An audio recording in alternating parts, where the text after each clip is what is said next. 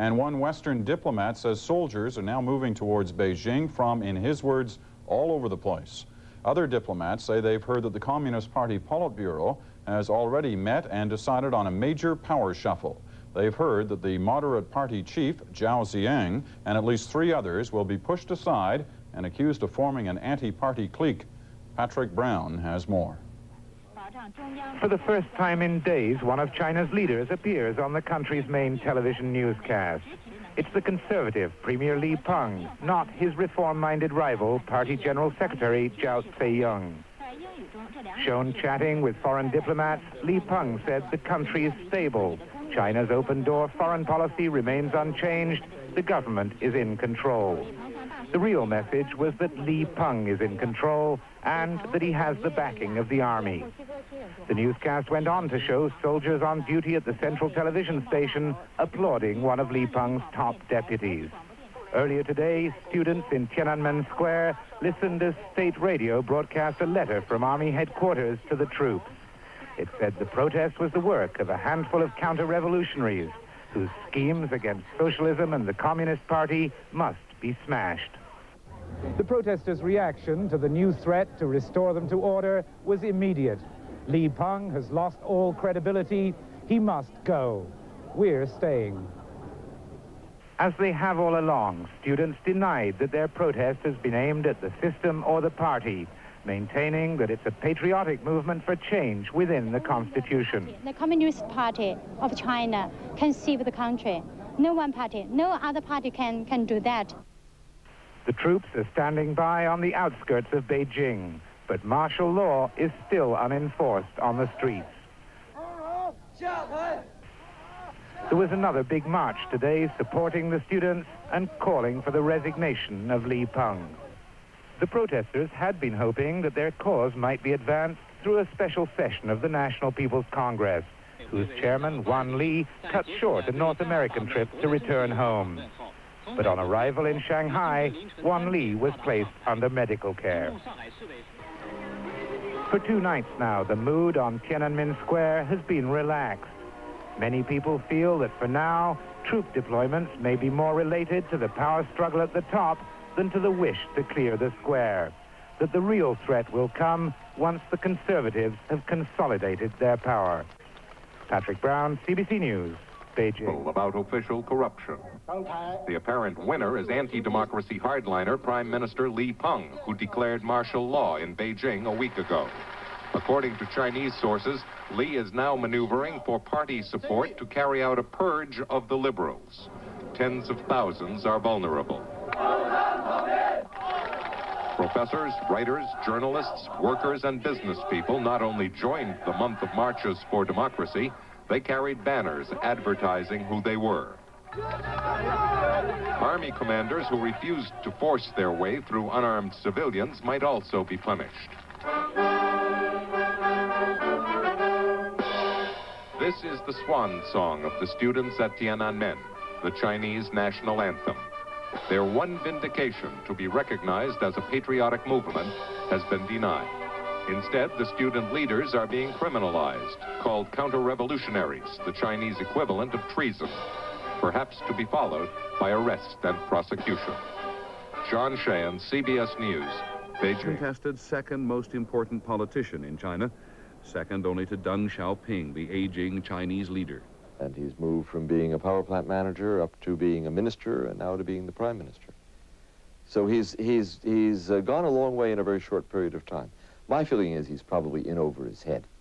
To many people, this technocrat who studied in Moscow to be an engineer and had a steady but undistinguished rise through the ranks of the Communist Party seemed the very least likely person to deal with the students. He met them, he lectured them, he didn't seem to understand them, and they rejected him. It was clear when he was talking to the students that he really didn't know how to draw them in. He didn't know how to attract them. He didn't know how to use honey instead of vinegar. And the mutual animosity increased. In a nation where losing face is important, students on the streets depicted Li as a Nazi. Time and again, they called for his removal. Face is very important in Chinese culture. And Chinese leaders are not used to being criticized by name. certainly not criticized by name publicly, on banners, being televised all over the world. And steadily, away from the camera's eye, Li went on consolidating power. He is said to be an accomplished infighter with good connections throughout the party, though not a man of vision. He does not have a reputation of being against reform, but is very much against sudden change. He had openly criticized the man he deposed, Zhao Zhong, as being in too much of a hurry to reform the Chinese economy. Beyond that, we know little. Li Peng is the son of a writer who was executed as a revolutionary in 1930. The revered Chinese leader, the late Zhou Enlai, took the young Li under his wing. Having such a patron has always appeared to help Li's career, though he will need much more than patronage now, even more than the support of Deng Xiaoping. So he faces still a very, very serious problem of consolidating power. And I think that for the immediate future, his answer is going to be to do that by tightening controls rather than by relaxing them. And so China waits to see what Li will do. He says the students are not bad, just misdirected. And so China waits to see what Li will do.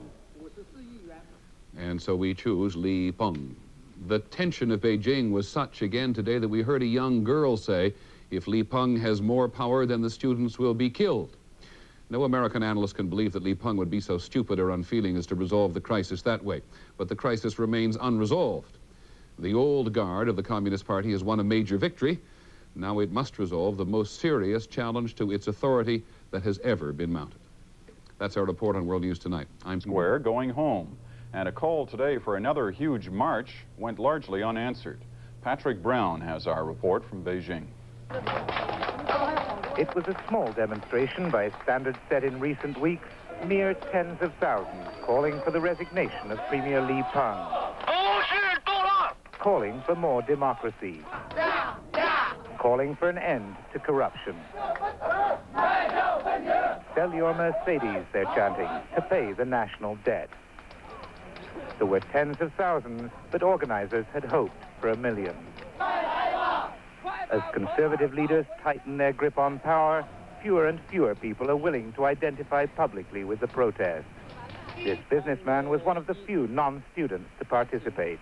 It's now the correct chance for our Chinese to show our will and our power to strive for freedom and democracy. The students have been on the march for 6 weeks now, but the government they're defying today is much more resistant to change than the one they challenged when they first walked out of the universities in the middle of April. Since then, the protest has spread across the country. In Shanghai today, 100,000 demonstrators used the 40th anniversary of the city's communist liberation to make their point about liberty and democracy. In Hong Kong, due to be returned to China in 1997, there was a concert in support of the mainland protest and a march. The Chinese government may care little for demonstrations outside China, but it cares a lot about foreign investment and what the Hong Kong business community thinks. If things continue the way they're happening in China, the exodus, the migration from Hong Kong can only increase, because the confidence is draining very fast. Fears of what will happen to investment if there's a crackdown have played a part in the government's reluctance to enforce martial law. On television, soldiers are shown as cheerful friends of the people. But soldiers are shown often, a reminder that the army still surrounds the capital. On Tiananmen Square, some students have argued that the occupation has outlived its usefulness, that it should end this week. But student leaders have voted to stay put until Chinese parliamentarians meet more than 3 weeks from now. The government may not be willing to stay its hand for that long.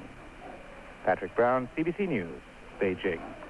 And the events in China prompted rallies across this country today. Demonstrators turned out in several cities to show their support for the students in Beijing and to express their concern over the current situation. In Toronto, a crowd of about 3,000 people gathered outside City Hall to back the Chinese students' cause.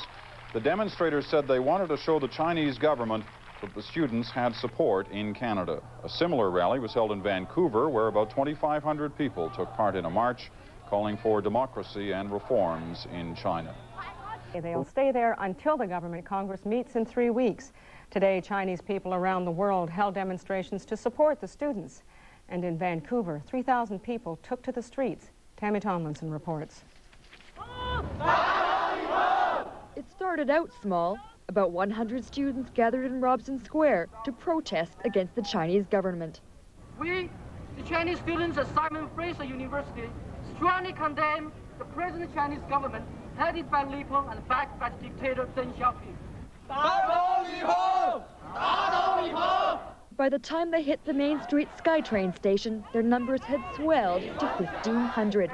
They were joined by Chinese Christian church groups from all over the Lower Mainland. I feel that this is for justice, and also the democratic movement in China is a good thing. Something good for the Chinese, not only for the Chinese people, it's for the whole world. We fight for freedom of speech, freedom of religion. This is a time I think we as Chinese people all over the world should take up the baton and should pass on the word for democracy and freedom. Democracy for China! Democracy for China! Freedom for China! Freedom for China! Although situation now in China is not so promising, but we firmly believe that God is on our side. We shall overcome. We shall overcome. We shall overcome someday. We shall overcome someday. They marched up Main Street towards Pender. Chinatown ground to a halt. By the time the protesters reached the heart of Chinatown, they were nearly 3,000 strong. No martial law! No martial law!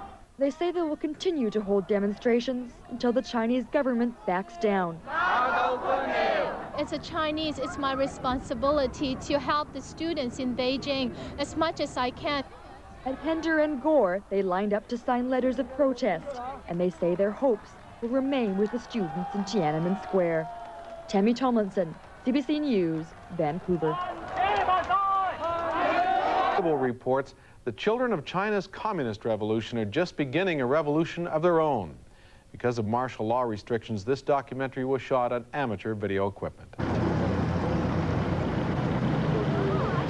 Perhaps what draws us most strongly to China is its ancientness. In Beijing, you feel a sense of awe that this empire was already old, ordered, and permanent when our nations were barely born. Dynasties and emperors rose and fell, but China and its people endured. Distant, forbidden, unknowable. Then, after only 4,000 years, a new China, more open, more modern, to our eyes, more like us. For the past 10 years, the news from China has astonished and delighted the West. We've seen fashion liberated from enforced conformity, private shops and markets freed from state control, city avenues streaming with imported sedans, and advertising once outlawed as a capitalist swindle. And we heard that one man had opened China's door and turned on the lights. Deng Xiaoping, in his moment of triumph, October 1st, 1984, National Day, hailed with genuine fondness as the grand parade passed Tiananmen. For Deng, the great reformer, himself the victim of so many Communist Party purges and rebirths, the taste of supremacy must have been delicious. When I covered that parade on National Day, it seemed inconceivable that China would turn against Deng Xiaoping. He had given the Chinese a measure of prosperity, of individual incentive, of economic freedom, and it seemed that all of society, workers and students, and especially peasants, were unanimous in their gratitude. But now, just 4.5 years later, this. To the students who shanghaied Tiananmen Square, it was Deng Xiaoping and his underlings who had turned against China. They taunted Deng's skeletal effigy and mocked his nickname, the Little Bottle. And they accused Deng of encouraging corruption and nepotism, and, like Mao Zedong, of holding on to absolute power far too long.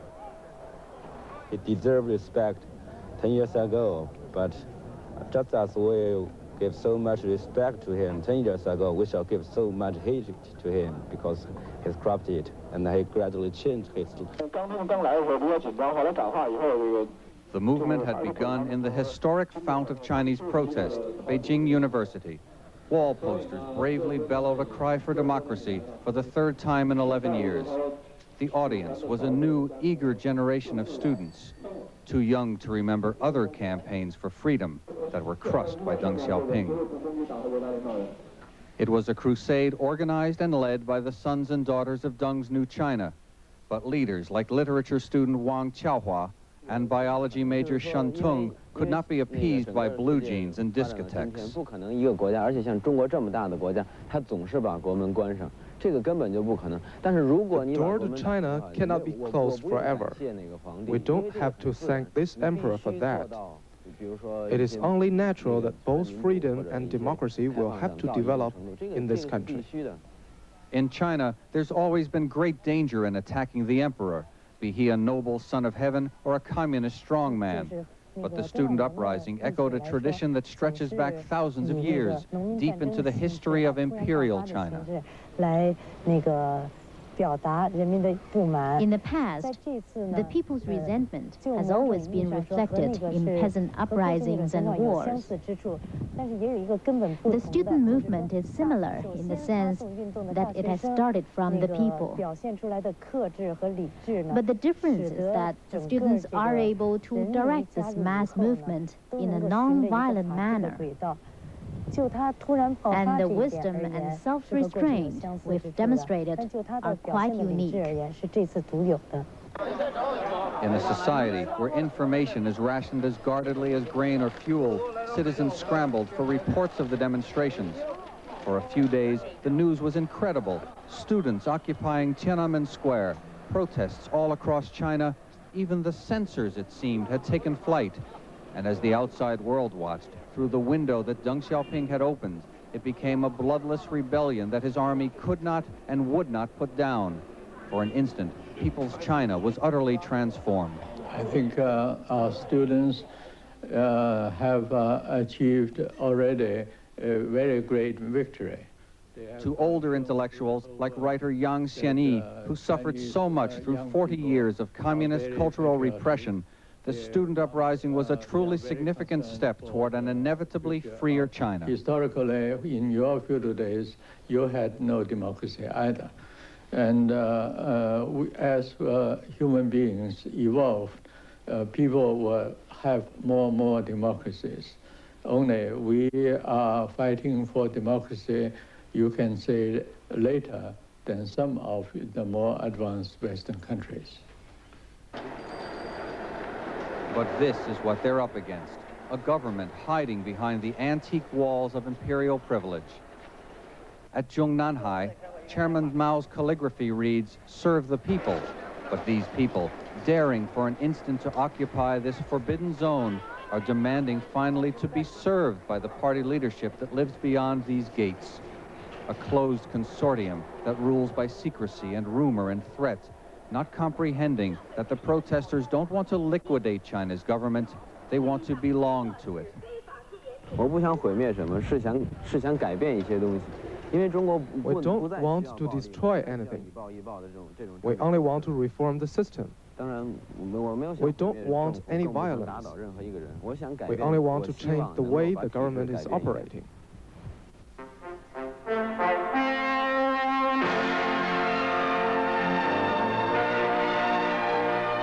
But as China's national news is broadcast, it's clear there will be no compromise. Premier Li Peng lays down the hard line. During Deng Xiaoping's regency, the government has already chipped away at Marxist economics. Now, if it relinquishes its Leninist monopoly of power, there's nothing left to stand on. There's not even room for a somewhat liberal communist like Party Secretary Zhao Ziyang, purged, accused of fomenting an anti-party clique, language from the Cultural Revolution. The evidence against Zhao, his public sympathy for the striking students, the charge that the demonstrations were his invention, as if all the millions of citizens in Beijing streets, the protests across China, could have been orchestrated by one politician. And back on campus, the student leaders are frustrated by the idea that their movement has become a pawn in the intricate contest for prominence within the Communist Party. The student movement cannot avoid being dragged into the political struggle going on within the government. But I think we should simply stick to our own goals.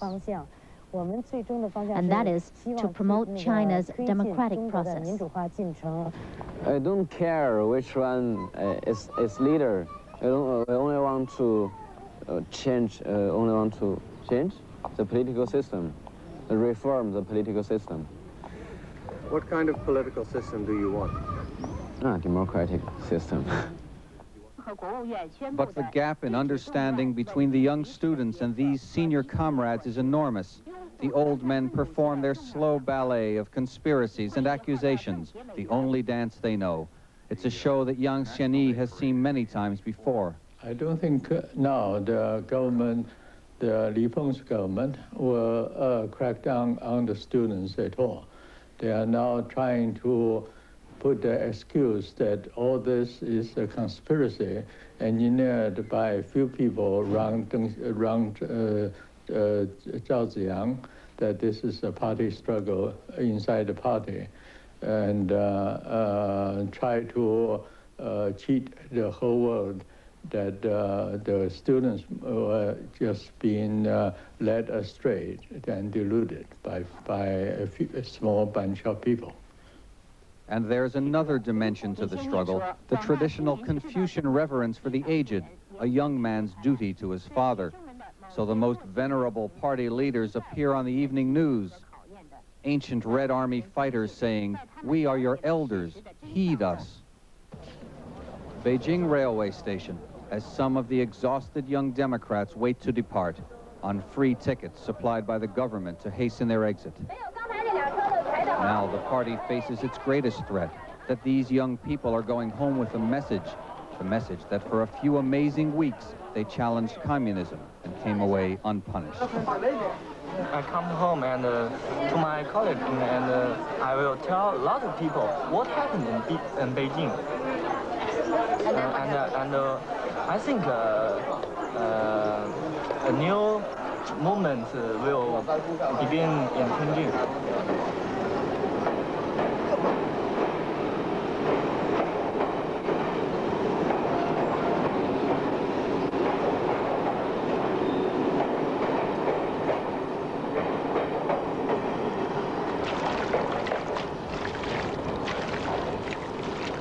But 4 out of 5 Chinese, 800 million people, live in the timeless countryside. It was here that the communists reaped their revolution and imposed a hierarchy of control that extends to the smallest village. If China is to truly change, it is here that the tide must turn. Yet evidence that change is possible stands among the farms and fields, the ruins of other regimes that once seemed mighty and indestructible. Reminders of the eternity that is China. A few weeks of slogans and sit-ins are not going to change the way 1 billion people are governed. In a country where time is measured in dynasties, that's not how things change. But 2 things are truly extraordinary about this spring in China. First, the demonstrations for freedom and democracy were allowed to occur at all. And second, that we were able to watch them. For the Journal, I'm Alan Abel at the Ming Dynasty tombs in China. When we political freedom. At Beijing's Academy of Fine Arts, they constructed the goddess of democracy, a 10-meter-high statue of a Chinese woman with both hands clutching a torch. 100,000 swarmed into the square.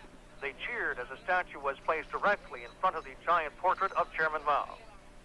Earlier in the day, the students voted to continue their occupation of Tiananmen Square and to start another hunger strike. This time, the students are hoping intellectuals and ordinary citizens will join the fast. As the protesters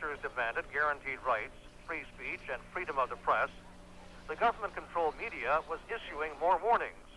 The evening news suggesting that violators of martial law will be punished. Meanwhile, the political power play has entered its second week. The hardliners appear to be in charge. But Western analysts believe that Premier Li Peng and senior leader Deng Xiaoping are meeting heavy resistance in trying to oust the moderates led by Communist Party General Secretary Zhao Ziyang. A document leaked from one of their meetings reportedly has Premier Li suggesting there is American involvement behind the social unrest. Also, there is a growing belief that the 200,000 troops who have surrounded Beijing are not in place to control the students, but have been lined up by the opposing factions within the government to back up the expected purges or a possible coup. Jim Munson, CTV News, Beijing. In our next segment,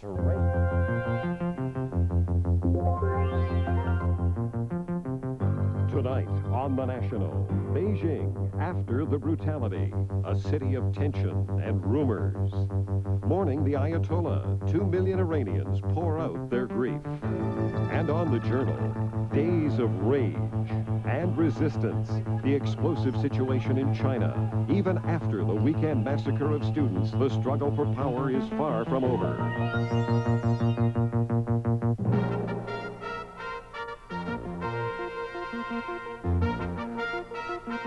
The National with Peter Mansbridge. Good evening. In China, it is another day of grief and gunfire and great uncertainty. Rumors sweep through Beijing, and it's impossible to know exactly which, if any, are true and who is in charge. Some reports say China's top leader, Deng Xiaoping, is seriously ill. Troops have taken up combat positions throughout the city. We do not know why. There are reports of fighting in the outskirts, and some diplomats say Chinese troops are fighting each other, deeply divided over the massacre this weekend. Other soldiers opened fire again today on civilians, killing at least 12. They join hundreds, perhaps thousands, who lost their lives, shot or crushed to death when the army moved in. To the students, the dead are martyrs. Their bodies were put on display today, and universities in Beijing are in mourning. The students' outrage and their sorrow are being echoed in protests from around the world. We have several reports on this developing story, beginning tonight with Tom Kennedy in Beijing. The violence in Beijing continues unabated. Those who dare resist the authority of the army are being chased, beaten, sometimes worse. The city is in shock. Nobody knows how many people have been killed. Relatives of the dead consider themselves lucky if they are able to claim bodies. Many cannot. There's speculation that the army removed corpses from Tiananmen Square and brought them directly to a crematorium to try to hide the extent of the carnage. The square itself today is still like an army camp. Tanks, helicopters, and troops constantly coming and going. Some people are still going to work, but most are terrified. Sporadic gunfire continued throughout the day and into the night. The big fear is that Sunday's violence may have marked the beginning of a civil war. There is no clear leadership anymore in the government. A nurse in a Chinese hospital called a Western embassy today to say that Deng Xiaoping had just suffered a stroke. If the supreme leader is dead or incapacitated, there is a power struggle in the top leadership, and that's reflected in the streets. It looks as though the soldiers responsible for Sunday's massacre have been attacked by other army units. It's not all-out war yet, just localized sniping, but the city is preparing for the worst. This is one of Beijing's foreign compounds, home to many journalists and diplomats. Not long after these pictures were taken, families, including Canadians, were moved away to the relative safety of embassy buildings. The compound looks as though it may be the center of what could become a battleground. 24 tanks and several truckloads of soldiers took up position around the compound, looking as though they expected to be attacked. They're still there. In the near anarchy that exists in Beijing, the citizens' protest continues. Not as widespread as before the massacre, but no less furious. For the moment, few foreign nationals have been moved out, but embassies are worried. Most foreign students at Beijing universities have left the campuses and have been moved to their embassies. Canadian students say that their Chinese friends are worried the campuses may become the site of another massacre. China still faces its most serious crisis since the revolution, and there seem to be just two ways out. a vicious crackdown that would set economic and political development back several decades, or the emergence of a new leader, moderate enough to satisfy demands for reform and strong enough to impose order on chaos. Tom Kennedy, CBC News, Beijing. In the past few days, in the midst of that chaos, there have been stories of incredible courage. Students standing their ground against the Chinese army, citizens ready to protect them, and soldiers refusing to carry out their orders. In Beijing today, for a few very tense moments, one protester and one tank commander confronted each other face to face. Scott Simi has that story. It began when a column of tanks started moving out of Tiananmen Square. In an extraordinary display of courage and defiance, one man rushed from the sidewalk onto the street, directly in front of the oncoming vehicles. Twice, the tank tried to get past him. Twice, he rushed to block it. The drama continued when he climbed atop the turret.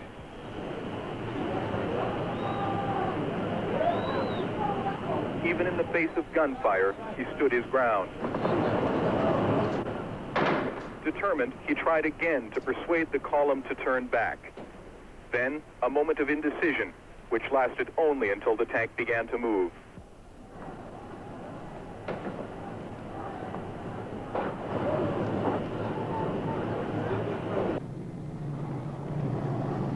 Friends had to drag him away.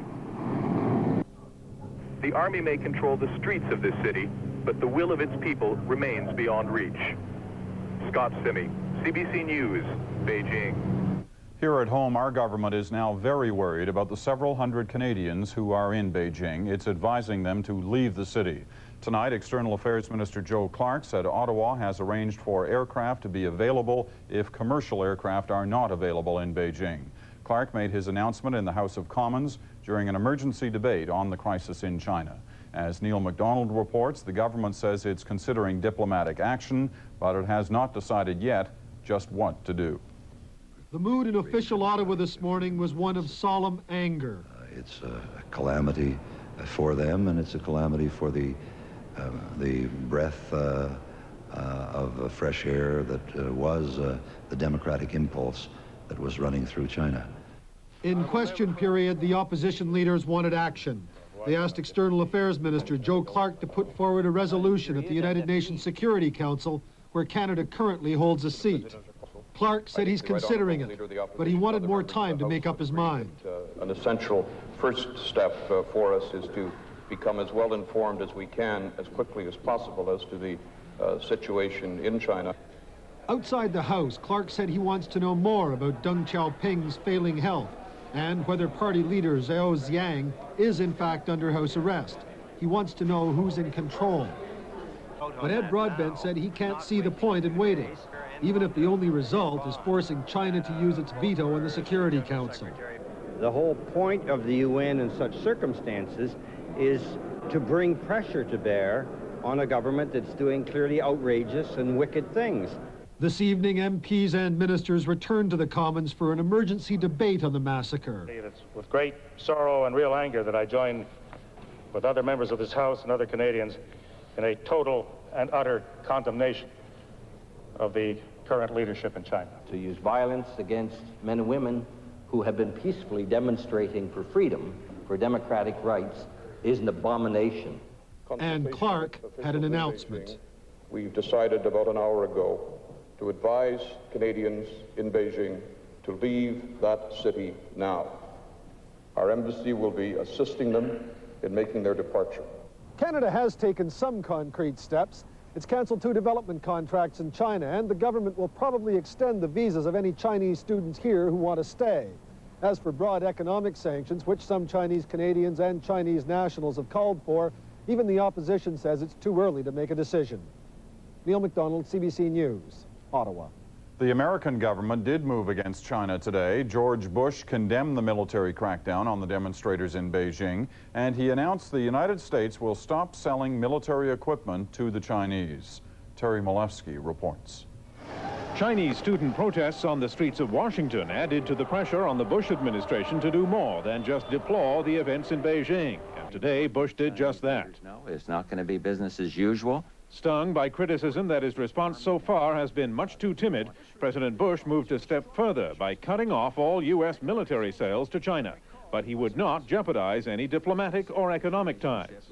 When you see these kids struggling for democracy and freedom, this would be a bad time for the United States to withdraw and pull back and leave them to the devices of a leadership that might decide to crack down further. The cutting of military ties with the United States will not have any crippling effect on the Chinese government, and it's not intended to. Those ties do not amount to very much. The only major contract currently involves electronics for jet fighters, and deliveries have scarcely begun in any case. The fact is, the White House wants to keep the lines open to Beijing. He should cut diplomatic relationship. But on the streets, this official caution was not playing well. President Bush should use a stronger word to condemn the killing. He moved too late. He's so cautious. I think probably he's a friend of Chinese government leader. However, another student group invited to the White House supported the president's move, and so did most congressional leaders. No, I think there was a general consensus of support for the president's position. But there was some thunder on the right. Conservative Jesse Helms called for economic sanctions if the killings continue. Depends on whether the atrocities stop. If they don't, then we've got some other things coming. Other things might include an economic boycott, and Bush would not rule that out if the violence escalates. Terry Malewski, CBC News, Washington. There were some isolated voices of support for the actions of the Chinese government. Cuba blamed the bloodshed in Beijing on what it called counter-revolutionaries. And an official Vietnamese radio broadcast said the Chinese troops were attacked by hooligans and were justified.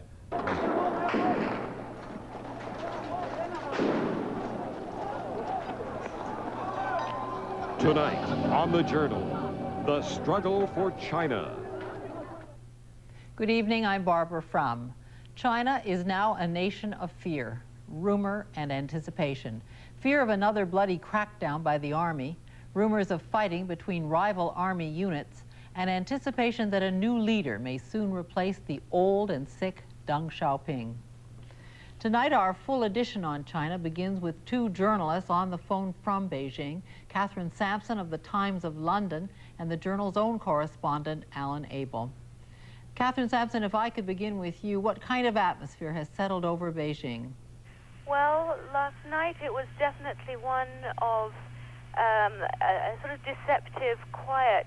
I think people were off the streets, but they were off the streets mostly because they were terrified. There was a deployment of tanks at one of the major intersections east of Tiananmen Square, which seemed to imply that there was going to be great violence if people were to approach them, or else that there was going to be great violence between, this is pure speculation, that there might be violence between different army units. And people were obviously not prepared to get involved in this. And they cleared the streets. Alan, how do you think Chinese people in Beijing will react to this crackdown? Will they remain unintimidated, or will it take its toll? Well, remember first that older people in this city and this country have lived through many crackdowns before. And in the short term, I think that they have a formula that they go into. They have a great ability to adapt to what's happening in the short term. But it's clear, it's obvious from everyone spoken to, everyone interviewed, that this rage, grief, determination is not going away, that what happened here, the massacre of Saturday night, is not going to be forgotten, even if people temporarily will back away when they see the armored vehicles. What it must be like to live in a city where you're under danger of being attacked and killed by your own armed forces is just extraordinary. And people will hide from that in the short term, but I'm sure that the rage and the support they lend to the students is not about to evaporate in the face of any crackdown. Catherine, you touched on the question that's been looming all day here, and that is, will the army hold, or will it start fighting within itself? Is civil strife still possible? It's a possibility. As I said, it is pure speculation. We have absolutely no solid evidence that we are going to end up with a form of civil war. However, there are things which point to the possibility. There is widespread speculation that there are army units who are simply not prepared to take part in further bloodshed, and army units who refused to take part in the bloodshed of Saturday night. Certainly, army armored personnel carriers, if they are determined to go through people and crush people, as was proved on Saturday night, can do it. Now, there have been burning vehicles all over town. Whether these are soldiers deserting their trucks or whether they are... it seems most likely that they are soldiers deserting their trucks, which is a form of mutiny within the army. Alan, let me turn to you on the same question, the possibility of a showdown, army against army. Is that still possible? Well, the deployment of the troops at Tiananmen along the inaptly named Boulevard of Eternal Peace and at this overpass near one of the foreign residential compounds, it almost has the appearance of a come-and-get-me kind of situation. It looks almost like a military coup. Reports that these are the troops loyal to the President Yang Sheng-kun and his family, some of his nephews or son-in-law or son reportedly involved in this regiment. The way they've deployed, it almost makes it seem that, well, the 27th did the job that no one else wanted to do. We've got the center ground. We have the prime real estate. If anybody else in this military doesn't like it, come and get us. That's the kind of impression one gets from above. And there certainly were reports yesterday, valid reports, that soldiers were walking away from their vehicles, leaving them to be burned by civilians. I have that feeling of a come-and-get-me, we're in charge now kind of military bravado here. Catherine, are people wondering how the turmoil within the government is going to sort out? Does anybody know where the leader, Deng Xiaoping, is? Do they care? There are rumors running like wildfire throughout the city, but they are rumors. And this has been happening for the last 6 weeks. And nobody really knows what is going on. Nobody has seen anything of Deng Xiaoping. No one has seen anything of Zhao Ziyang. The only person of these top 3 leaders who has come out is Premier Li Peng, who signed the martial law edict and is probably the most hated man in China now. There are rumors that Deng Xiaoping is ill, that this is the start of the civil war, which will fight out succession for his supreme position. But these are these really are rumors. People's minds are running wild as they see a situation which they really can hardly start to comprehend. Alan, let me ask you about the students on campus, the threat by the government that what's happened in the square is only the first step, implying that they're going to be tough on the campuses next. Do the students have another line of action, another line of defense? I think that their line right now is to hide, to grieve, and not to organize any large demonstrations. But the evening newscast Monday evening was so ominous in a couple of ways, calling these students remnants of the Gang of Four, the ultra-leftists that succeeded Chairman Mao, a phrase that implies that they're certainly targets to be gone after, calling them hooligans, saying that ammunition has been stolen from the army and police, and giving any troops a valid reason to go in and just massacre more students on the pretense of looking for ammunition and weapons. The students don't seem to have any... It wouldn't be in their interest right now to organize mass demonstrations, certainly with all these troops in the city. But the impression is that their anger and their rage is not soon to go away either. And what's happening in Shanghai and Wuhan and in other large Chinese cities is that it seems the student movement there is just starting to gain momentum, and that what happened in Beijing could be repeated there, or army units there could absolutely refuse to attack the way the 27th did here. We thank you both. Good of you to be with us. Thank you. Thank you. For weeks, foreign journalists from around the world have been in Beijing reporting on the growing crisis. This weekend, some of those journalists were caught in the violence when troops attacked protesters in Tiananmen Square. One of them was Bob Gannon, photographer with The Guardian newspaper. He has just returned to London from Beijing.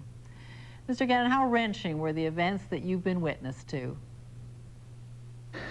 They were tragic, tragic and devastating. Tragic for me because I'd been there for like 10 days and got to know a great many people, especially within the square, the students, etc. And devastating because I had to witness the slaughter of innocent people. It was about midnight in Peking time Saturday night when you knew something was finally happening that was going to be serious? Take us from there, please. Well, a riot began just outside the square with soldiers being bombarded with bricks and soldiers throwing rocks back and tear gas being fired by the soldiers. And this went on for about an hour and a half until this particular contingent of soldiers were cornered just outside a hotel. Many of the soldiers were dragged around and killed. And shortly after that, the bullets were fired down the road. Lots of people were dropping dead in front of me. The bullets were ricocheting off trees, off the building, into the hotel lobby. I saw people being dragged away by their arms, by their legs, on the back of rickshaws, bicycles, etc. At the very end of the evening, I managed to get into the hotel where there was a row of soldiers, who, many of them dead. And then I realized that the whole thing was changing, because suddenly there was automatic fire coming down the street very quickly after that, and everybody was running for cover. There were people dropping down, but I couldn't quite work out whether people were dropping down to take cover or whether they'd been shot, but in fact they'd been shot, quite a few of them. And I saw a woman from the top, fourth floor of a tenement building, an old woman, who was shouting at the top of her voice. Didn't quite know what she was shouting until I asked someone what was going on. They told me that she was shouting fascists or fascists, and suddenly there was a gunfire and she fell forward and fell 4 flights into the bushes below, or whatever it was. Mr. Gannon, after several hours of photographing all of this as best you could, your film was confiscated. Were you under any risk yourself, or did they just want your pictures to block our knowledge of what you saw? No, I seriously thought I was under incredible risk, to be quite truthful, because what had happened is I walked to the lobby, took pictures of the bodies lying in the lobby, and was jumped upon by about 5 or 6 people, and they were 2 or 3 were particularly very, very angry. What they were either army agents or undercover policemen. I was told that I should not be here. That they were saying, you know, what are you doing here? What are you doing here? You know, it's your fault. It's your fault. And what happened is 2 US journalists came in and pulled me out and dragged me towards the lift and put me in the lift and took me to their room, locked me in their room and put me in the shower room. Because at that point there were lots of firing going on outside, and they seriously thought they were going to come up and get us and get me. Thank you very much, Mr. Gannon. We're glad we've reached you. Thanks very much. Since the weekend crackdown, most of the leaders of the student protest have disappeared. Many are in hiding. Others may have left Beijing to spread the word of the massacre to other parts of the country. At Beijing University, journal producer Bill Cobbin spoke with one student leader who did not want his name used. How will the Chinese people react to the situation? I think this is very hard to say. Theoretically, they will act. But since the Chinese people have been suppressed for such a long time, and many times they have risen up and trying to do something to change, and most every time they were suppressed, they were met with despair. So it's very hard to say how we will react, because this is the greatest movement ever since the 1948 revolution, and we reacted with the greatest hope and the greatest enthusiasm. But now we were suppressed. But I think we will rise someday. I think we will be triumphant. It's only a question of pride. Are the students, they are shocked now, but will they have the courage to come back and start again? I think it's not a question of courage now, because we are, you see, bare-handed. We have nothing. And they use automatic guns to shoot us. So it's not necessary for us to go on demonstration or go on hunger. I think we should change the methods of this struggle. So that's the reason why there's no reaction since the great massacre. The students will not quit pushing for their goddess of democracy and freedom. They'll keep on struggling? maybe there will be a long time of silence, because as I see today, many of the students, both in the universities of Beijing and the students from other parts of China, they are going away because it's rumored that troops of army are moving towards Beijing. We don't know anything, but we were afraid maybe there will be a civil war between the arms. Thank you very much. Thank you. Next, we will examine the explosive political forces that have been unleashed by the weekend massacre in Beijing.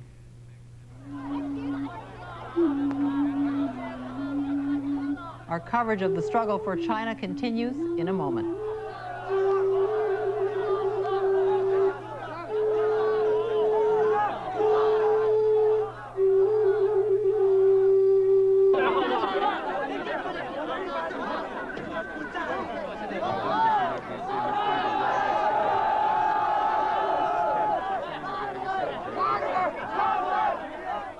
Events of the past 72 hours have raised important new questions about the future of China. Tonight, Western analysts are rethinking all their assumptions about the stability of the Chinese leadership and about the loyalty of the People's Liberation Army. In Southfield, Michigan, Professor Michael Oxenberg, a leading China expert from the University of Michigan.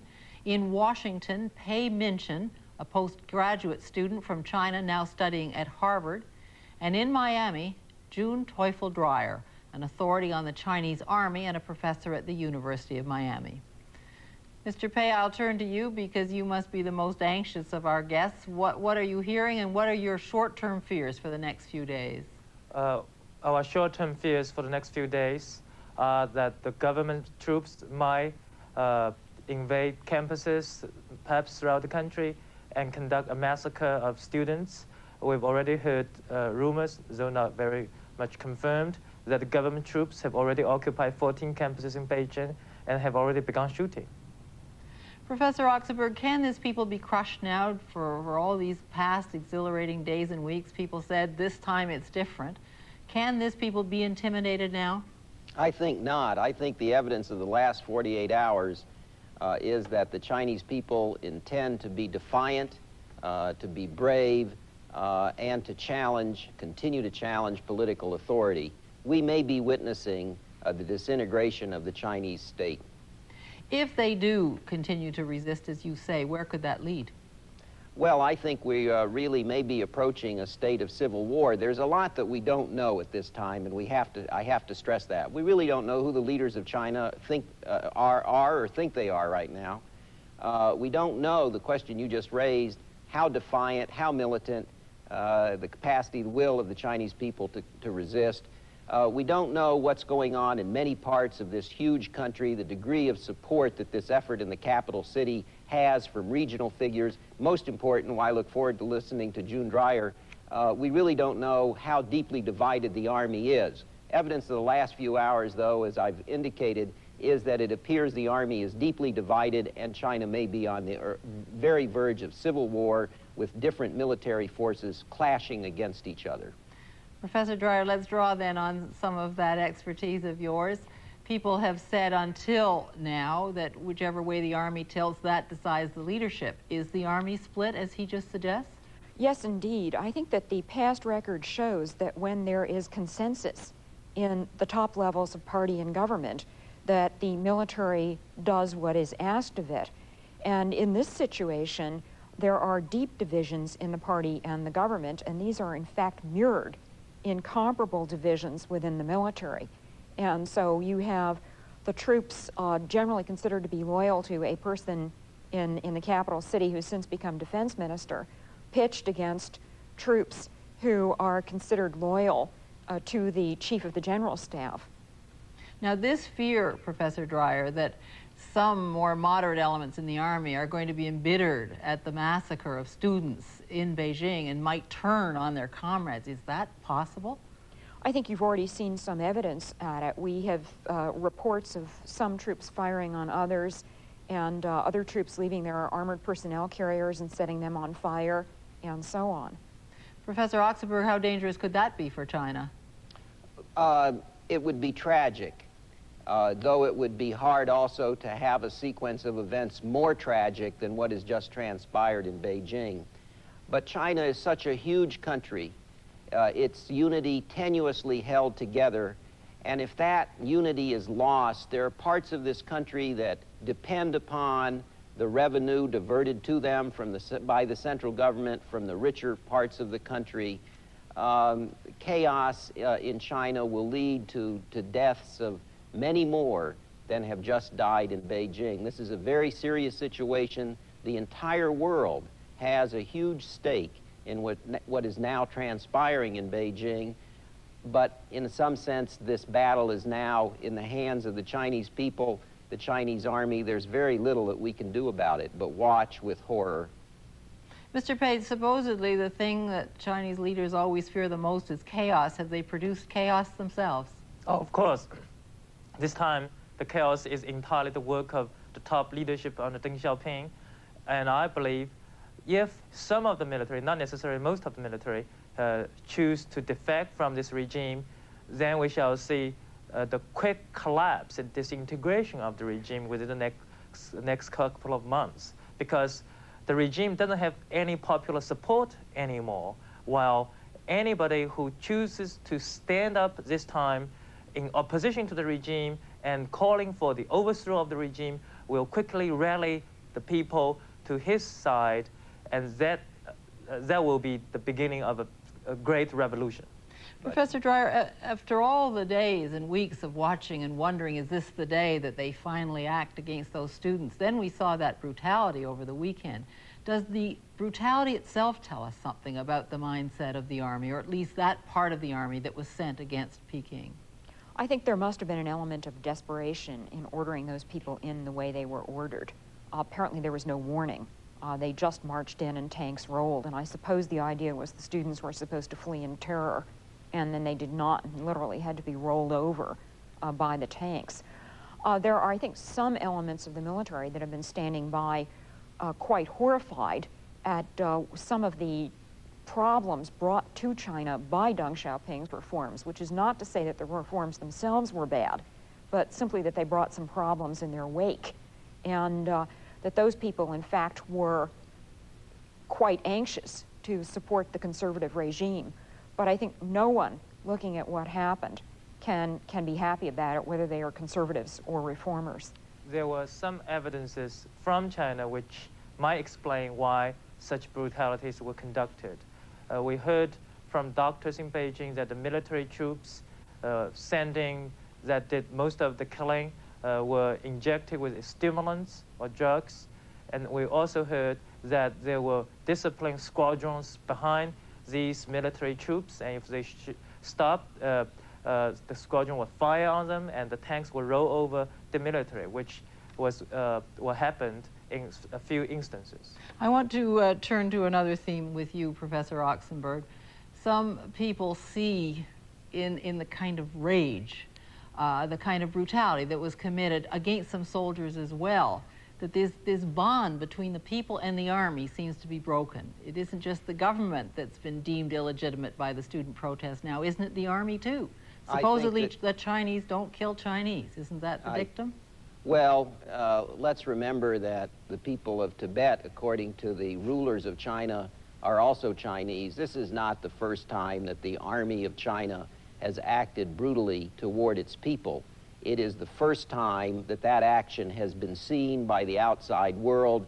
It is the first time that it has been in the capital city. It is the first time that the people have been defiant in such large numbers and resisted. But let's not kid ourselves. We are dealing with a regime that has been brutal for 40 years.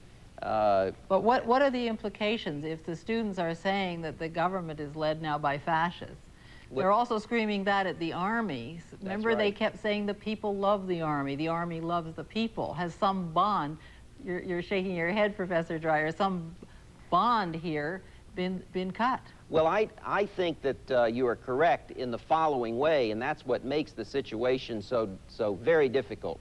The Chinese Communist Party has really ceased to exist as an effective organization unifying the country. It was put together after the chaos of the Cultural Revolution, and now it is disintegrated. We now see the Army as the last organization that can hold China together. It appears to be under tremendous stress. And I want to add one other note here, because I think that the outside world has to realize the stake we have. There are many, many foreigners in China. I hope they don't become pawns in this struggle. But we have to remember that an army that will fire upon its people, and the leaders who do that, may decide to make the foreign community in some sense pawns in this effort anyway. And that means that we have to watch our rhetoric and what we're saying at this time. Mr. Pei, do you see any hope ahead? Oh yes, I see great hope ahead in the long term. In the short run, the Chinese people will have to bear enormous costs in bloodshed, but in the long term, perhaps in the next few years, this regime will have to fall and perhaps to be replaced by a more democratic government, and that would lead China really in the direction of modernization with democratization. Let me at that point thank all of you for being with us. Good night. Thank you. Thank you. Events in China are being watched, of course, with special concern and anger by Chinese students studying in Canada. When we come back, two students who are taking part in emotional protests across this country.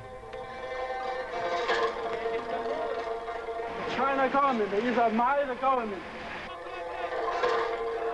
地方，党为邓小平，与人民为敌，没有好下场。 Across Canada this weekend, Chinese students studying in this country took part in protest demonstrations of their own. They are demanding that Western governments take a stronger stand against the regime in Beijing. In Montreal, Jia Mao is a student at McGill University, and at the University of Toronto, I-Mean Lee is one of the organizers of student protests there. Mr. Lee, how frustrated do you feel? I feel very frustrated. I cry for those who are already dead in Beijing. And we demonstrated to protest the government in a few days ago, and now they have used gun to crack down on the student. Now we strongly condemn the government. We don't recognize them. Mr. Mao, I gather you're 26 years old. You've been studying business in Montreal. Are you as one with those people in the square? Would you have been in that square if you'd been home? Yes, definitely. I've mentioned many times, if I were there, I would definitely join the people there. It's related to the future of our country. Everybody should join that. You both feel guilty for being safe here. That's right. We're sorry we couldn't do anything to help the people there. We feel very sorry. We're frustrated. Mr. Lee, how do you even get your news? How do you know that your friends and fellows are safe? Okay, first of all, we have quite a few students who came from Beijing, so they have a relative there. They are trying to keep phoning to their parents to get some information. And also we are closely watching all the Western news report. We don't trust the government report. Mr. Mao, are you also part of a chain to get information back home? Yes, right now we are organizing the Chinese students in Montreal to send information through telephone and the fax machine. And I've been trying to call my family and my friends in Beijing many times. The line was always busy, and I could not make sure whether my friends and my younger sister is okay. It's frustrating. Do you think that you are both watched here? Would it be safe if you went home? Do authorities know how active you've been here? Are you running similar risks? I don't think so. It's right now we're in Canada. We can enjoy the freedom of demonstrating and the freedom of speech. We thought about sending some people back to China, but we think it's going to send more people to the brutal government. More people will be died. So we thought that's not a good idea. Do you agree with that, Mr. Lee? Would you be safe if you went home? Yes, I agree with him that the government already had some sort of list for among all the people who participated in the demonstration. Of course, I will be one of them, and also Mr. Mao will be one of them. We are fighting for the democracy. We will go back to fight for the democracy in China if the government don't put us in jail, because we need ourselves to fight for that. Let me pick up on that. At the beginning of these protests, when no one dreamed it would become as important as it's been, everyone said, these Chinese students say democracy, they don't know what they mean. Do you now know clearly what those students in the square have been demanding? I think so. They have learned what democracy is and how to fight for that. I think currently the students' demands are very reasonable, very basic. They're just requesting the freedom of speech, freedom of press, and equal dialogue with the government. The demands are very reasonable. Mr. Mao, some of the things they've said, though, sound like they would almost welcome the army to turn on each other. Is that pretty risky? Or when they call the government fascist, are they running perhaps too great a risk when they talk like that? Well, right now, the troops are killing people. They're animals. They have no sense. They are not normal human beings. We wish the government will stand with the people. We wish the government will split up. Mr. Lee, if you are organizing protests here and Mr. Mao in Montreal, it's because you want Canadian authorities to make a response. What response do you want? Okay, first of all, we were here, we were protected by the Canadian law. So we want the support of the Western country and also the people who cares about democracy. And we strongly ask that the Canadian government should withdraw the embassy from Beijing, and they should send the Chinese consul or embassy out of Canada. Well, I have a few comments about that. First of all, I think a stronger reaction and economic and political sanctions will speed up the collapse of this fascist government. And another point is, some people may say the Chinese people are going to suffer, but I think the Chinese people are already suffering. They have sacrificed their lives, their sons, their daughters. I don't think there's something else they could not sacrifice. And I think the Chinese people know the trade-off between short-term pain and long-term gain. I really think stronger reaction would speed up the collapse of this government. Gentlemen, thank you both for being with us. Okay, you're welcome. Thank you. The federal government has announced that it will look sympathetically on the request from any of the 4,500 Chinese students in Canada who want to stay while their homeland is in such turmoil. Ottawa will also consider visa extensions for Chinese visitors who are now in Canada. And that's our program for tonight. In the days ahead, CBC Television will continue to provide you with the very latest. Aging leaders persist as reports of sporadic fighting between units of the People's Liberation Army sweep the city. As fear tightens its grip on the 10 million residents, shops are closed and shortages of food and fuel are becoming serious. Foreign residents are pouring out on every available flight.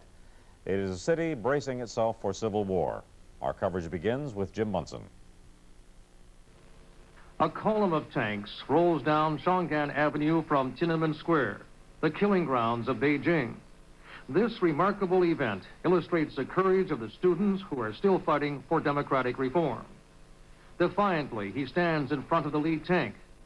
A tense standoff. The tank moves, but so does a student. After a few moments, he clambers on board to lecture the tank commander.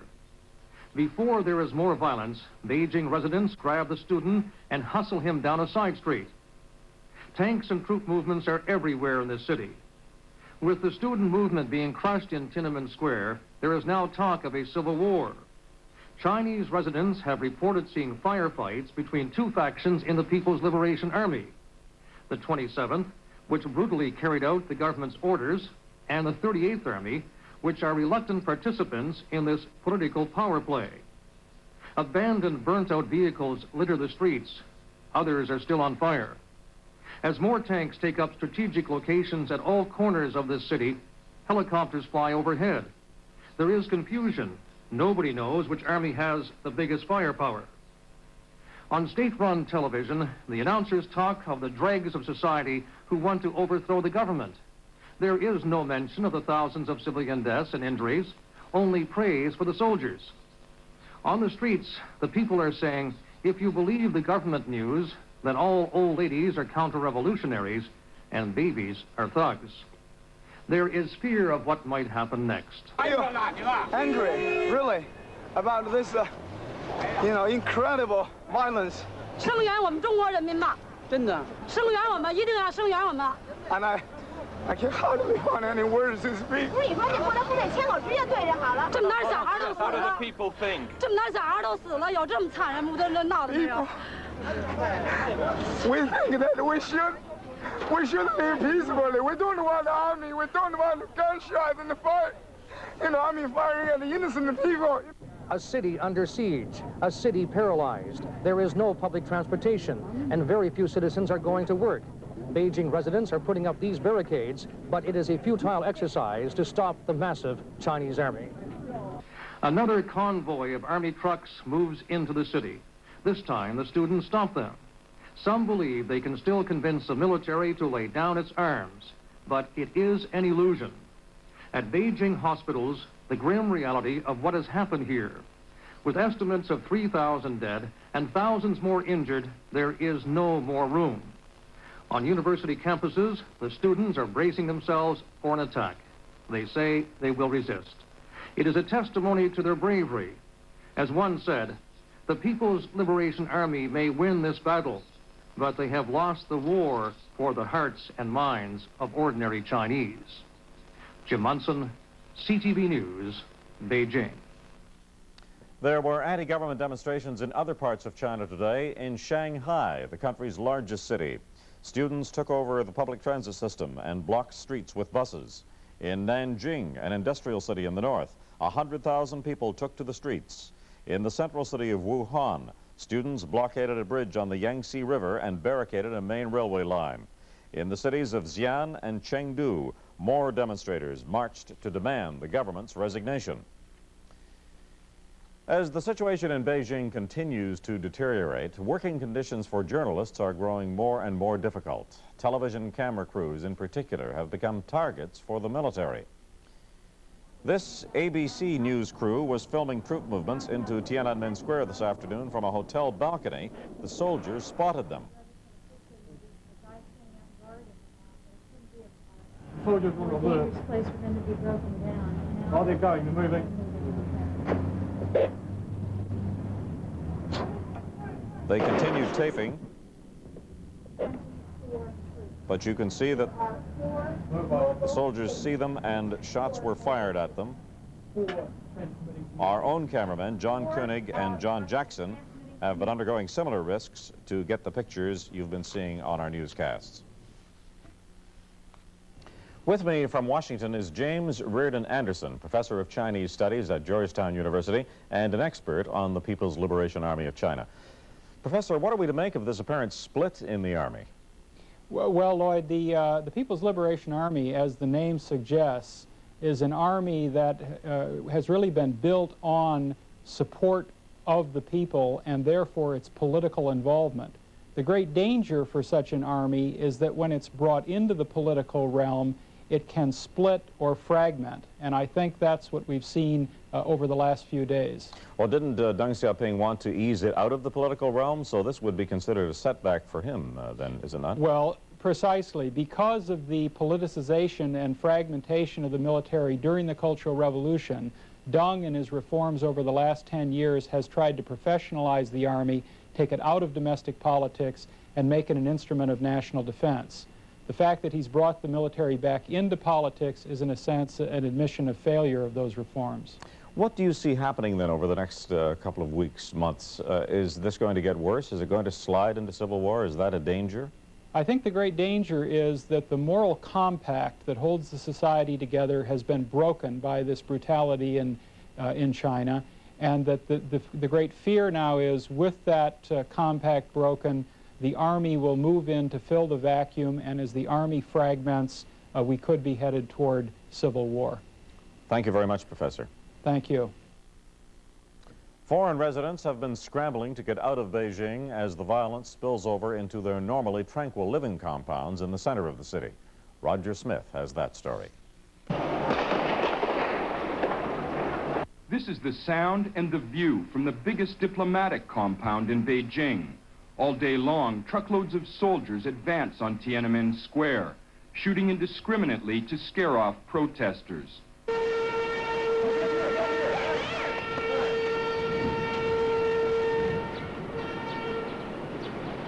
Even foreigners must now duck for cover. Just outside the compound, bodies still lie in a strategic intersection. From her balcony above it, Gail Gao has seen students gunned down. At times I have been afraid to be here. When they want to clear this intersection behind me, they fire shots over to people's heads. I'm always a little afraid that perhaps a shot may go stray and come my way. Now the scene below the balcony is even more dangerous. Tanks have moved in, ready to do battle. Just after midnight, Gail Gao and 58 other Canadians were ordered to leave the compound. They were evacuated in a convoy to the embassy 2 miles away. The ambassador says Canadians should get out of Beijing.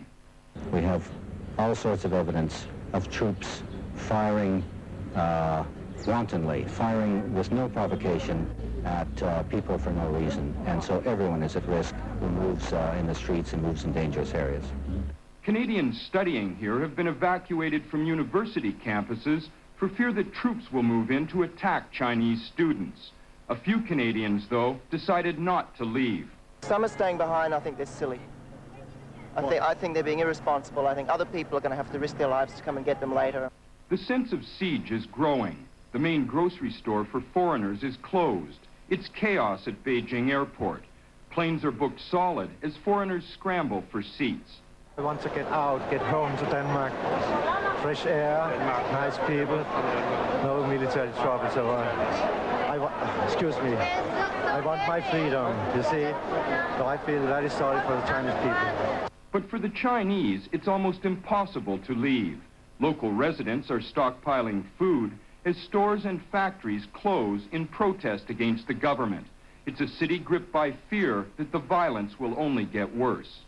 No matter what the danger to foreigners, everyone knows that things are much worse for the Chinese. In the foreign community, there's widespread sympathy for the victims of Beijing and widespread outrage at what the soldiers have done.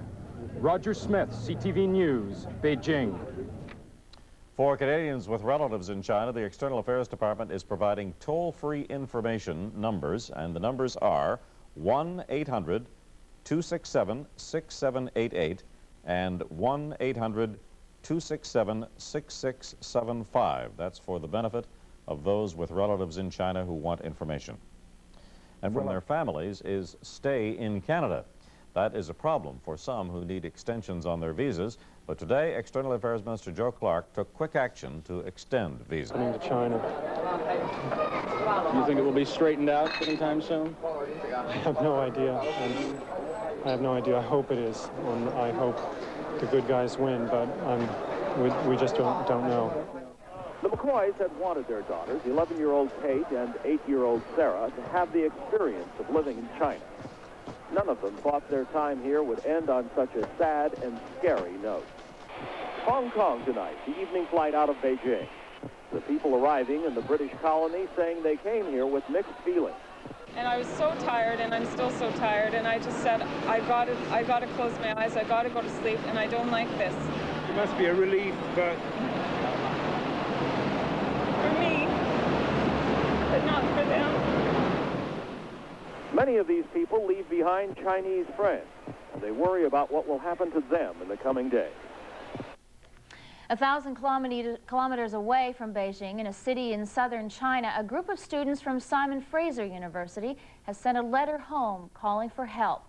They're attending classes at SFU's sister university, and while they say they are safe, they are angry over the fate of 28 fellow students who went to Beijing to join the protest. All 28 are now dead or missing. In their letter, sent by fax machine to Simon Fraser today, they called on the university to condemn the actions of the Chinese regime. And later today, the president of SFU met Chinese students studying here in an attempt to ease their fears. Mike Colleen reports. Simon Fraser University has had a long and friendly relationship with China. Right now, more than 100 visiting Chinese students are studying here. Many have family and friends in Beijing. I'm very angry, first of all. When 2 weeks ago, and I just heard that the government beginning to use tanks and troops against innocent students in Beijing, I can't believe it's true.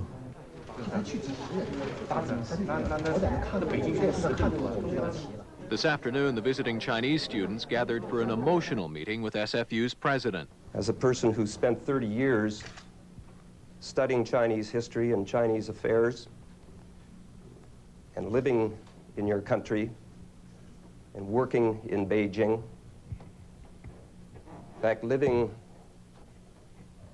in the first major Western apartment building on Chang'an at Jianguomenwai, where today the tanks are lined up.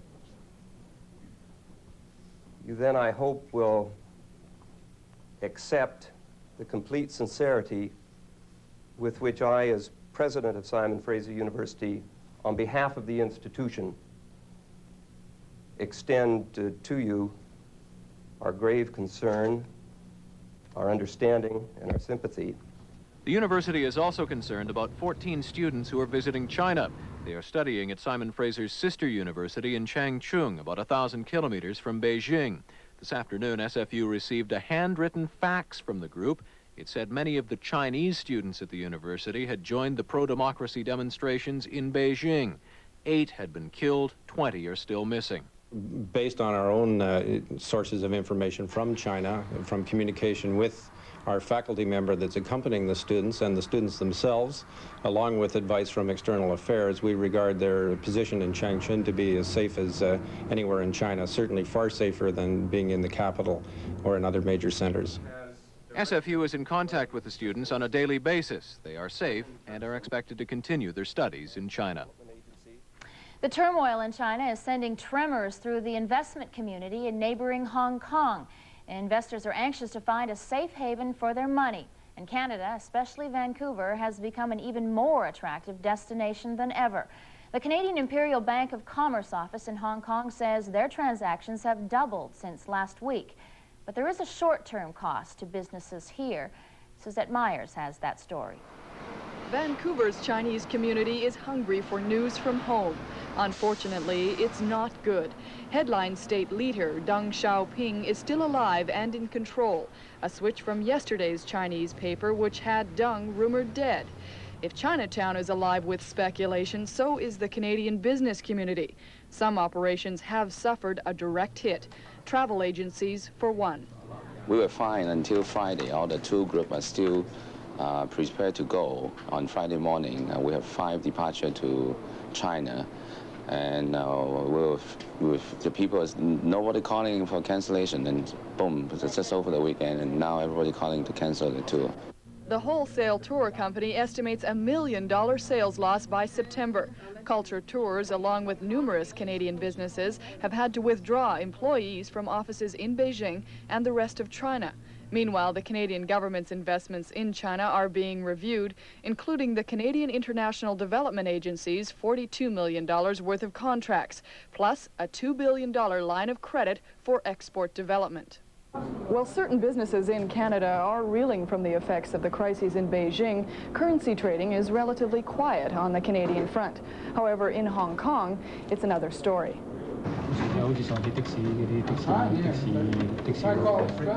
Traders at the Hong Kong Bank in Vancouver notice bonds and currencies on the Hong Kong market are being sold at a record pace, not indicating a loss of confidence, but a display of protest.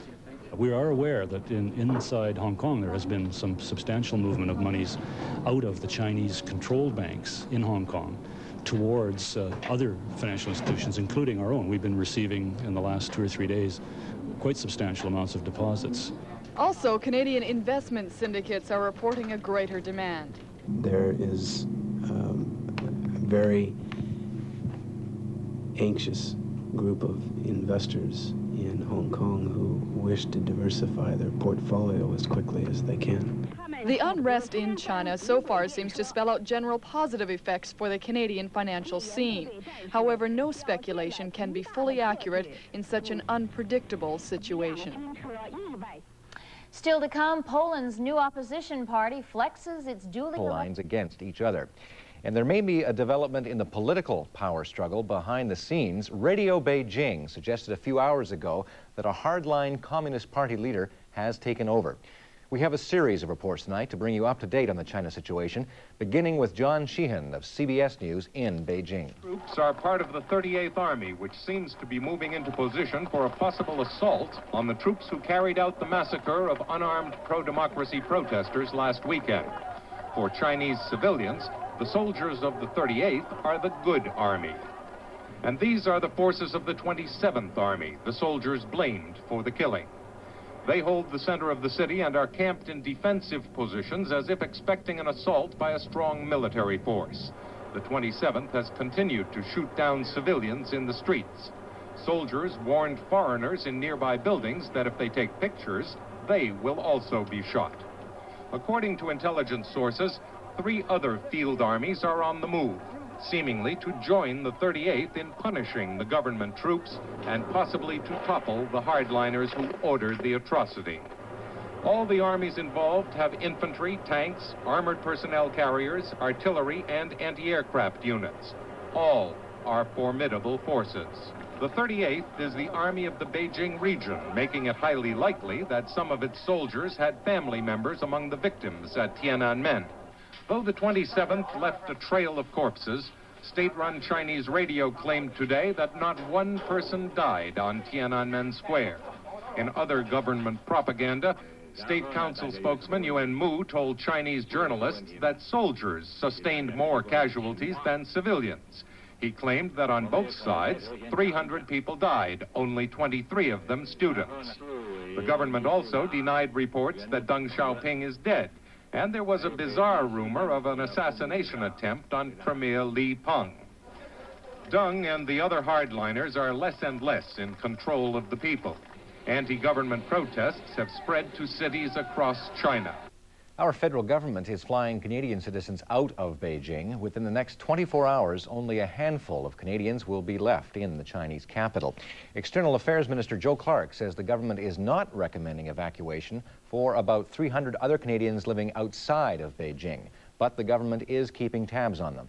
We have identified the whereabouts of virtually all of them, although we are checking to make sure that we know the exact location of tourists or business persons who might be in some more remote parts of the country. Watching what is going on in China is especially hard for people who have relatives in China. Josephine Chu Duke is wondering if her husband will be able to get back to Vancouver, and Elizabeth Liu is worried about her teenage son, who is still in Beijing. I just try to call him now. He's awake now, eh? Oh, doesn't matter. That is good. I can. Yeah, I think everybody can sleep anyway. Elizabeth Liu has made hundreds of calls the last 3 days trying to reach her teenage son Richard in Beijing. He missed the slaughter in Tiananmen Square on Saturday, but she's still worried, hoping he can get from his hotel room to the Canadian embassy. She tells him to check for soldiers out on the street. Okay, so you just check outside, and no fighting outside, any shooting? No more noise? You just don't be slow like usual, okay? Just get fast. Because it's not close as you think. It's 3 blocks, I mean very big blocks. Okay, you get ready, right? Everything's packed? Okay, when the Canadian boy comes in, and just go. Okay, don't make me worry. Call me when you get there. Okay, just call me because everybody worry about you here, okay? Could you please just pass the word to the administration office, and if President Janwei can do something, I'm sure it's much, much better than me. Across town, Josephine Chow Duke is phoning everyone she can think of for help. Her husband, Michael, a UBC professor, has been in Beijing for 23 days. Last night, he tried to fly home. He was stopped by 12 soldiers on the road. So he was pushed back with another American student to the Shangri-La Hotel. And most of the taxi drivers, almost every one of them, refused to take them to the airport because they don't want to risk their life.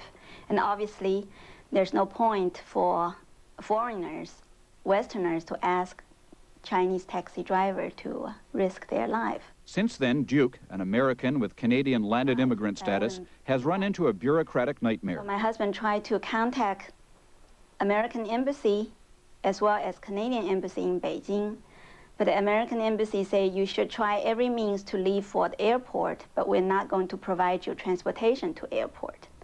And Canadian embassy says, since you are not Canadian citizen, only your wife is Canadian citizen, and you are the landed immigrant, so we cannot take you in.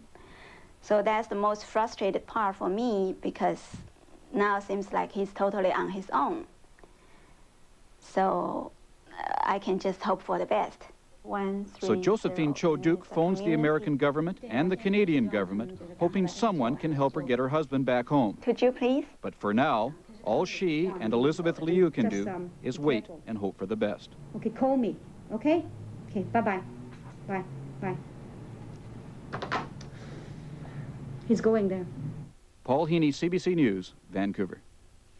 Meanwhile, a group of 14 students from Simon Fraser University remain in China. They're studying at a university in the northeastern city of Changchun. But there's not much studying going on right now because, like so many other cities, Changchun has been the scene of mass demonstrations and strikes. Today, News Center's Rod Mickelborough got through to 2 students and a Canadian teacher at the university. Changchun is 1,100 kilometers northwest of Beijing, a city of 1.5 million people. It's also where 14 students from Simon Fraser University are taking Chinese summer courses, but the history of the present is overtaking them. On the phone from Changchun, 2 SFU students talked about the dramatic events in their city. Exciting in that the students and the workers here in Changchun are rallying. I'm sorry, it's late here. In support of the people in Beijing. And we were thinking there's probably going to be a general strike here tomorrow. The people here and the students here are very upset and very angry, and they've been protesting a lot and blocking off a few streets. And there was a huge vigil tonight, and with the students and the workers. And general strike probably happening tomorrow. But there's been no violence. And when there's been protests, the police have been directing traffic away from the students. The Canadian government is assisting Canadians who want to leave China, but the SFU students want to stay. Well, none of us want to go back home yet. That's definite. We're all sympathizing with the students. A lot of us have been attending the protests, even if we haven't been taking an active part in them. And we're all very worried about the people we know here and the friends we've made here. And we all hope that everything goes well for the students. Even if the students wanted to leave, however, it would be difficult, according to a Canadian teacher with the students, Steve Walker.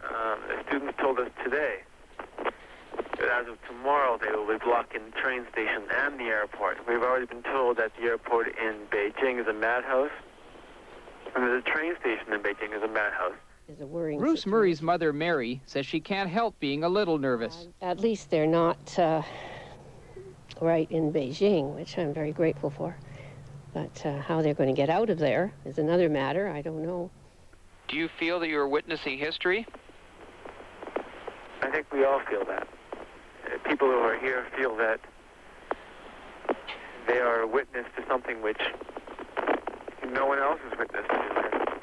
They feel privileged to see democracy in its founding moment. The SFU students say they feel in no danger, despite the turmoil around them. Rod Mickelborough, CBC News, Vancouver. Thank you very much. Anxiety over the events in China has made a lot more people think about leaving Hong Kong. The British colony will be annexed by China in 1997. A Hong Kong-based office that deals with investor immigrants interested in moving to Canada is being inundated with inquiries. And the Hong Kong economy is in a tailspin as investors react to the events in China. As Charles McLean of NBC News reports, the stock market is up from yesterday's rock-bottom plunge, but only slightly. The Hong Kong Stock Exchange regained 56 points today, but anxious traders had hoped for more. The market lost almost 590 points yesterday, and with the situation in Beijing remaining unstable, it may be some time before confidence returns. Customers of Chinese banks in Hong Kong lined up again this morning to withdraw their savings. One Hong Kong employee of the Bank of China picketed his own employers. High-priced real estate is dropping in value, brokers said, as residents look to sell their homes and apartments and get out. At a rally in the downtown business district today, demonstrators called for the death of Premier Li Peng and pledged their support for the rebel students. But the people of Hong Kong are worried about their own future as well. Chinese people is, killing Chinese people, and that's, I'm angry about that. Whether China's present will become Hong Kong's future is unclear, but the signs are not good, and the people here are worried. Charles McLean, NBC News, Hong Kong. In Hong Kong and here in Vancouver, thousands of people are extremely anxious to get all the latest news from Beijing. Many Chinese Canadians in this city are relying on their community television station, Cathay TV, for news bulletins. And as Andy Orr explains, the tiny station is doing its very best to keep up. Can Josh? Regular programming was interrupted at 1 o'clock today for a special news bulletin prepared by Winnie Ho. It contained an interview with Sito Hua, a Hong Kong politician calling for a general strike tomorrow in the Crown Colony. It was the first North American broadcast with word of the strike call. Cathay was also first yesterday with a story on the attempted assassination of Li Peng. The sources are a network of contacts in Hong Kong and Chinese students here who can reach via fax machine into the heart of Beijing. We also have constantly some anonymous students phoning us, telling us information. Some of them, they have phoned back to Beijing, and they got information straight from there. But those people, because of political or whatever reasons, they don't want to identify themselves. So we have all these information feeding to us. Okay. Cathay's small staff has been scurrying to keep up over the last few days, with just about everyone working on bulletins and extended shows. A bulletin like the Sito interview is written, edited, and put to air in an hour. It's not so much the quality, but the information in Cantonese that Cathay thinks is important to its cable subscribers. We're so proud that we're part of the community, and we do reach all these people. It makes such a big difference for us. We feel like that we're really in communication with everyone. The tragedy of the events in China isn't lost on the staff here, but they feel the most important work is to provide information to the community here that cares the most. Andy movement of troops. What is still unclear is who is pulling the strings, giving the orders, and to what end. But first, we want to bring you up to date on precisely what is happening. One of our cameramen, Jim Fitzgerald, is in a position overlooking Tiananmen Square. Jim is in walkie-talkie contact with Nightline producer Kyle Gibson at another location in Beijing. Kyle, if you can hear me, I'd like you to funnel my questions to Jim and begin, if you would, by having him tell us in as much detail as he can what he saw.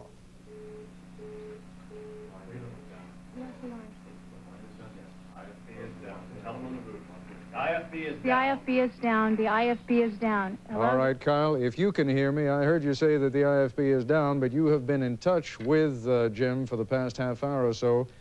Do what you've been doing so brilliantly for the past few days and pass on not only what you've been seeing, but also what Jim has been seeing. Do you hear me on the walkie-talkie? Kyle, if you can hear me. This is Charlie, copy. Go ahead. Can we work with you through the phone or through...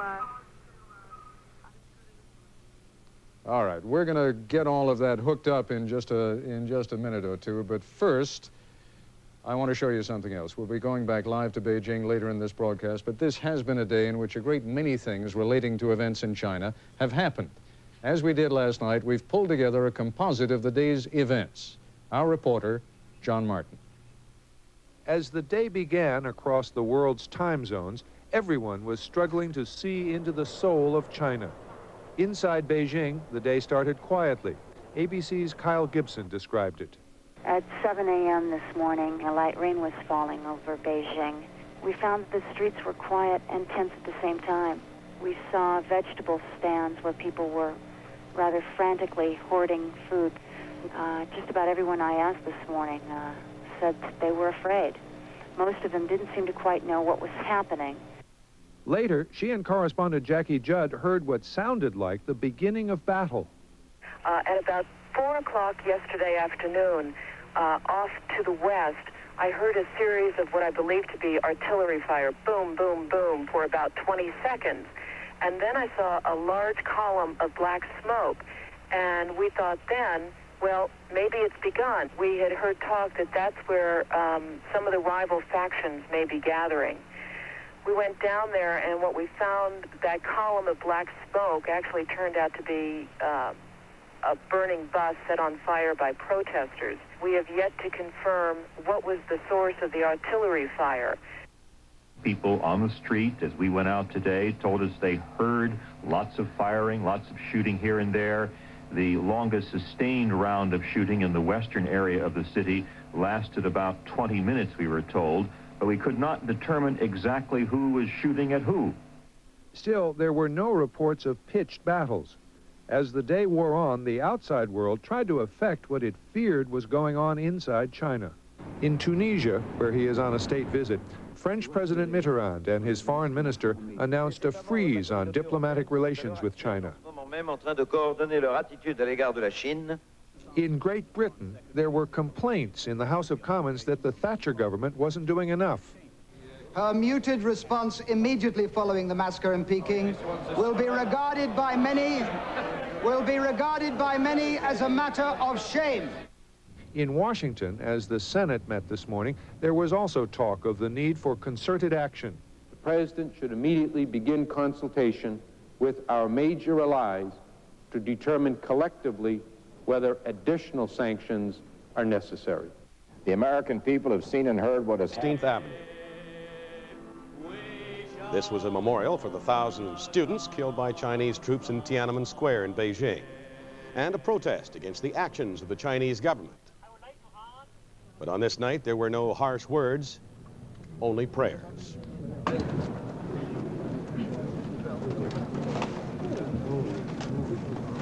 While police blocked off traffic, the marchers prayed silently as they placed flowers at the entrance to the Chinese consulate. And as instructed by organizers, they left quietly.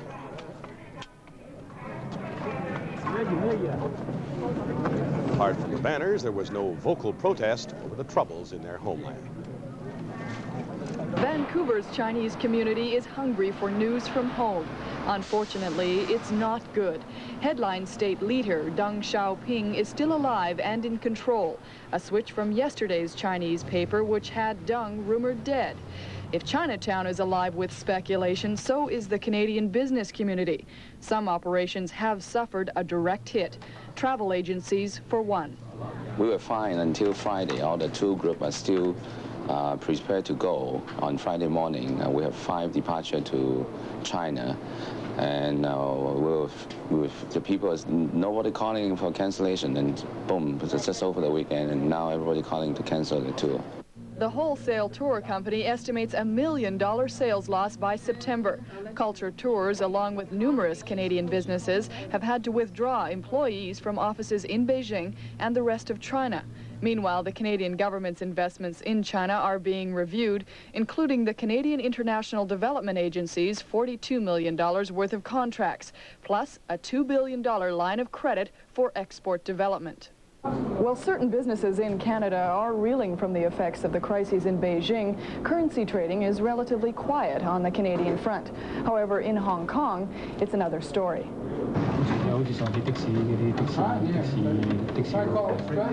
Traders at the Hong Kong Bank in Vancouver notice bonds and currencies on the Hong Kong market are being sold at a record pace, not indicating a loss of confidence, but a display of protest.